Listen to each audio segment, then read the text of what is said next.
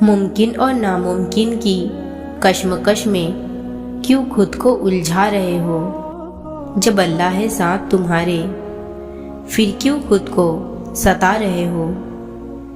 اللہ انسان کو اس راستے پر ضرور چلاتا ہے جو اس کے لیے بہترین ہوتا ہے، مگر وہ راستہ اکثر مشکلیں اور آزمائشوں سے گزرتا ہے۔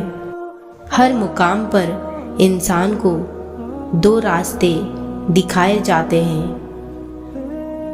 پہلا گمراہی کی طرف لے جاتا ہے اور دوسرا وہ جو مشکل لگتا ہے لیکن آخر میں اللہ کے قریب کر دیتا ہے۔ کمزور لوگ آسان راستے کو چنتے ہیں، لیکن جو لوگ ہمت اور صبر کرتے ہیں وہ مشکل راستہ چنتے ہیں، کیونکہ انہیں یقین ہوتا ہے کہ آخر میں صرف اللہ کی رضا ہی سب کچھ ہے۔ اللہ پر بھروسہ رکھیں۔ آپ کی آنسو سے بھیگی ہوئی کوئی بھی رات اور تکلیف میں گزرا ہوا کوئی بھی دن رائگاں نہیں جاتا، کیونکہ زندگی کا ہر آسان اور تکلیف دہ لمحہ اللہ کے کسی عظیم منصوبے کا حصہ ہوتا ہے، جو کبھی تو جلدی سمجھ میں آ جاتا ہے اور کبھی انتظار کرنا پڑتا ہے۔ اگر اللہ کہتا ہے مشکل کے ساتھ آسانی ہے، تو یقین رکھنا اس کی کہی ہوئی ہر بات پہ حکمت ہوتی ہے، لیکن تم نہیں سمجھتے۔ تھک گئے ہو نا، تو دوبارہ اٹھو، دوبارہ اس کے آگے جھولی پھیلاؤ اور یہ جان لو کہ مایوس دلوں کے لیے معجزے نہیں ہوتے، معجزے تو صرف یقین رکھنے والوں کے لیے ہوتے ہیں۔ تو یقین رکھو اللہ پر، اور یقین بھی ایسا ہو جو ہر شک سے پاک ہو، اتنا کمیل یقین ہو کہ ذرہ برابر بھی دنیا والوں کی باتیں تمہیں مایوس نہ کریں، اور پھر دیکھو گے تم اللہ کا ایسا معجزہ، اس طرح تمہاری دعائیں نصیب سے فتح پائیں گی اور پھر نصیب ہار جائے گا اور یقین جیت جائے گا۔ تو یقین رکھو اپنے رب پہ، پھر دیکھو کیسے وہ بند راستوں سے بھی راستے نکالتا ہے، کیسے وہ ناممکن کو ممکن کرتا ہے، کیسے وہ رکاوٹوں کو وسیلہ بناتا ہے۔ جب اللہ کن کہنے کا ارادہ کر لے تو دنیا میں کوئی ایسی طاقت نہیں جو اللہ کو کن کہنے سے روک سکے، کیونکہ جب کن کہا جاتا ہے تو وہ چیزیں لاکھ رکاوٹوں کے بعد بھی فیاکن ہو جاتی ہے۔ راتوں کو اٹھ کر مانگی گئی دعائیں نصیب بدلنے کی طاقت رکھتی ہے۔ جب بے بس ہو جاؤ گے تبھی تو اللہ کے آگے سر جھکاؤ گے۔ جب دعاؤں کی قبولیت میں دیر لگے گی تبھی تو تم صبر کا دامن تھامنا سیکھو گے۔ جب تڑپ حد سے زیادہ بڑھ جائے گی تبھی تو کن کا معجزہ ہوگا۔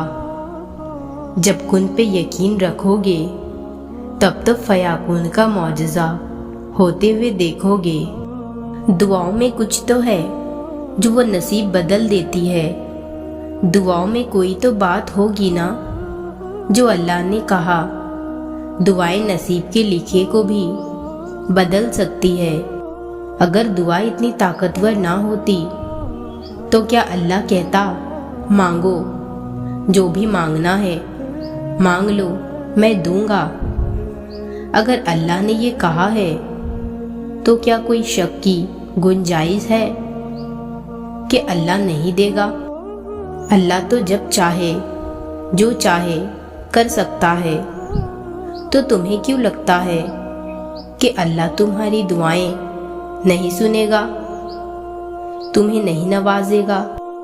جو جی جان لگا دیتے ہیں نا مانگنے میں، پھر اللہ بھی ڈھیروں معجزے رونما کر دیتا ہے ان لوگوں کے لیے، اور اسی طرح وہ ہار نہ مان کے اللہ کو اپنی چاہت کے لیے منا کر اللہ کو خوش کر دیتے ہیں، اور اللہ ان کی چاہت سے نواز کر خوش کر دیتا ہے۔ اللہ اپنے بندے کو اپنے قریب کرنے کے لیے آزمائش میں ڈالتا ہے، اور دینے میں دیری بھی اس لیے کرتا ہے، ورنہ اللہ کے یہاں کس چیز کی کمی ہے؟ وہ چاہے تو لمحوں میں عطا کر دے، لمحوں میں تمہیں نواز دے، اور اگر دینے میں دیر کرتا ہے تو ضرور اس میں کوئی مصلحت پوشیدہ ہوگی۔ اچھا گمان رکھو گے تو یقیناً اچھا ہوگا۔ یہ تمہارے اندر تمہارا ماضی بیٹھا ہے جو تمہارے دل میں اس قسم کے خیال پیدا کرتا ہے، تو تمہیں یقین کے اس سرے پہ پہنچنے نہیں دے رہا جو یہ چاہ رہا ہے کہ تم تھک کر بیٹھ جاؤ۔ تو پھر اٹھ جاؤ اور مانگ لو اس سے جسے ساری دنیا کا خیال ہو، اسے تمہارا خیال کیسے نہ ہوگا؟